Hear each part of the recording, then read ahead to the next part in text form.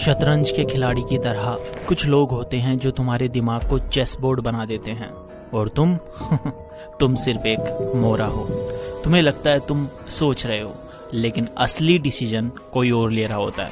तुम्हारे हाँ कहने का प्लान किसी ने 2 दिन पहले बनाया था। तुम्हारा गुस्सा, तुम्हारा रिग्रेट किसी और की स्क्रिप्ट का पार्ट था। Welcome to the world of dark psychology, जहां तुम्हारा दिमाग भी किसी और का गेम बन सकता है unless you have snatched that remote back from them।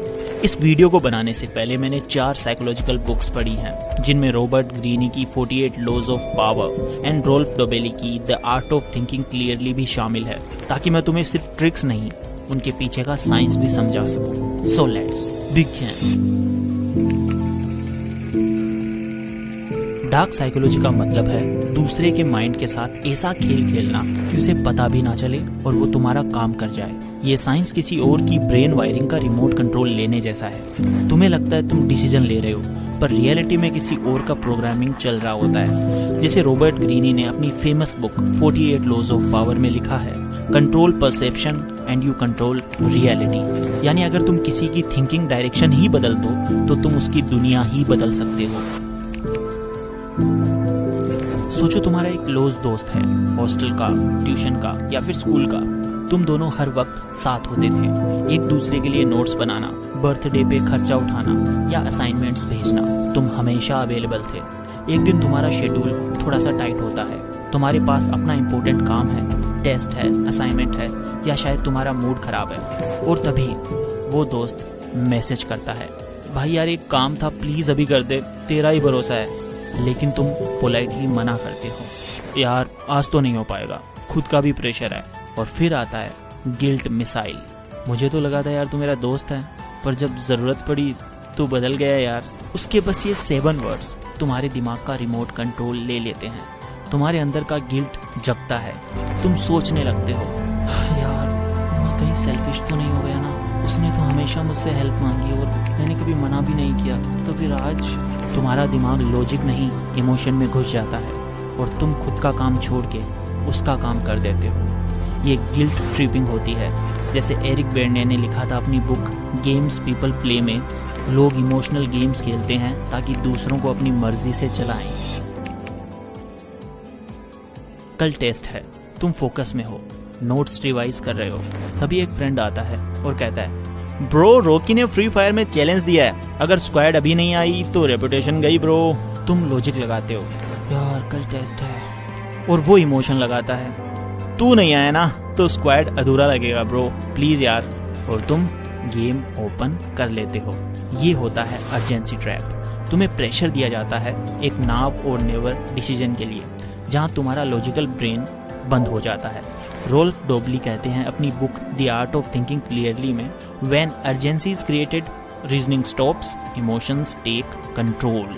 ये ट्रिक मार्केटिंग में भी यूज होती है, जैसे only 2 seats left, last day of the sale, same game different setup.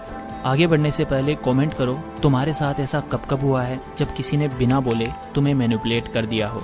अपना एक्सपीरियंस लिखो, बेस्ट स्टोरी को मिलेगा एक हार्ट और नेक्स्ट वीडियो में shout out.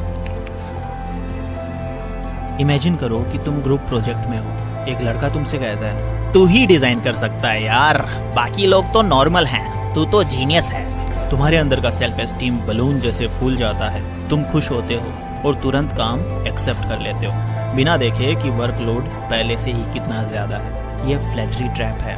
Robert Greene 48 laws of power में कहते हैं, appeal to people's ego and you can make them your slave. Flattery का गेम सिंपल है, पहले ईगो को मसाज करो, फिर रिस्पॉन्सिबिलिटी डाल दो।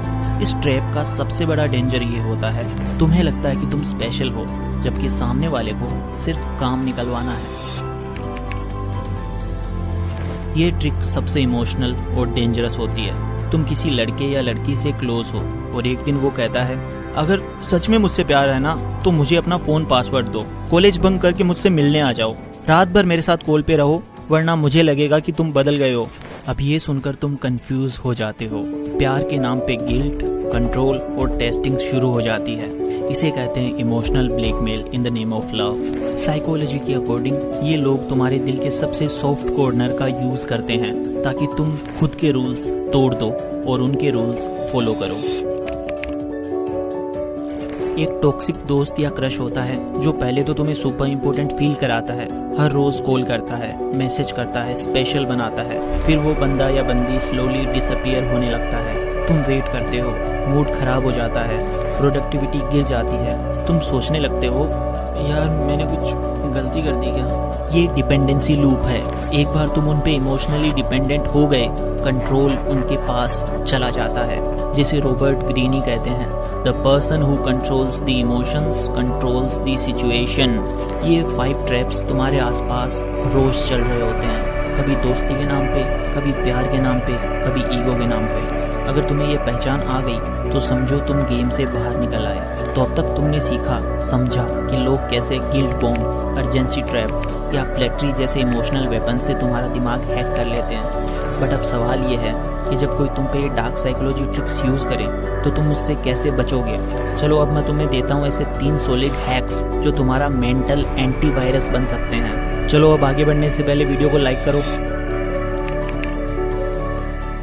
किसी भी सिचुएशन में सबसे पहला रिएक्शन होता है इमोशनल, और वही होता है सबसे डेंजरस।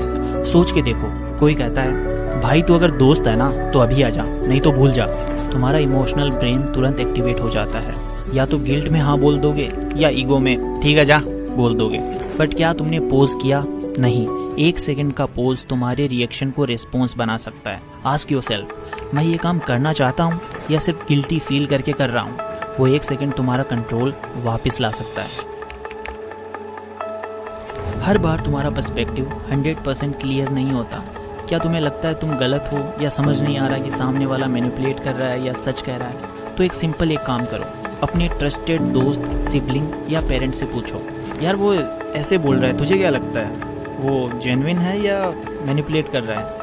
एक आउटसाइडर्स व्यू तुम्हें क्लैरिटी दे सकता है। जैसे जब फ़ोन की स्क्रीन ब्लर हो जाए तो हम लेंस को साफ करते हैं, वैसे ही सेकंड ओपिनियन तुम्हारी सिचुएशन के लेंस को क्लियर करता है। और हाँ, ये उन लोगों से मत पूछना जो खुद तुम्हें मैनिपुलेट करते हैं। ये सबसे underrated but most powerful hack है इंट्यूशन। तुम्हारा गट फीलिंग, वो छोटी सी आवाज़ जो कहती है कुछ तो ऑफ है, ये बंदा मुझे यूज़ कर रहा है, मुझे ऐसे नहीं फील करना चाहिए। और तुम क्या करते हो? इग्नोर, क्योंकि सामने वाला स्वीट बन रहा होता है या दोस्ती का नाटक कर रहा होता है। बट सच ये है, तुम्हारा गट कभी बिना वजह सिग्नल नहीं देता।